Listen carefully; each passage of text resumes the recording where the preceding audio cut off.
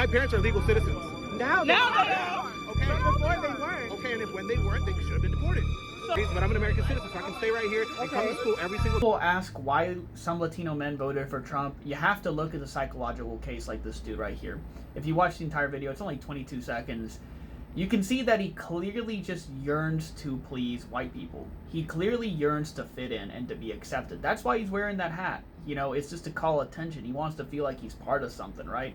He feels like his own identity isn't enough. He's ashamed of his own culture. He's ashamed of his own people, right? So he desperately tries to crave for that validation from the right or from conservatives or from white Americans that'll tell him, like, give him the pat on the back and say, good boy, you know, you're one of the good ones. But it's just a pathetic attempt, because no matter how much you try to do that, you will not be accepted by everybody in this country.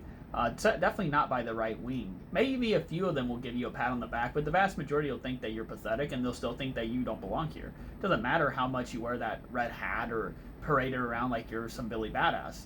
At the end of the day, you don't fit in with that group, and you never will. Not only that, but this guy's like responses are completely illogical. Like, you know, they keep bringing up like, okay, well, you know, your parents weren't legally here to begin with, and he's like, yeah, well, now they are, and it's like, okay, and they're like, well, they could have gotten kicked out before they were, and then where would you be? And he's like, in El Salvador, and he says it in a manner of like, oh, I don't care, but he clearly does care, because at the end of the video, he's saying, I'm a U.S. citizen, and you can't do anything, you know, like, if it bothers you, then fuck it, right? Kind of like that type of attitude. So it's like, you're only saying this, and you're kind of taking this fuck it attitude because you have citizenship, right? Otherwise, if this guy was on the other side of the situation, he would be completely flip his tune, but he just wants to act like completely flippant, like it just doesn't matter, when it actually does.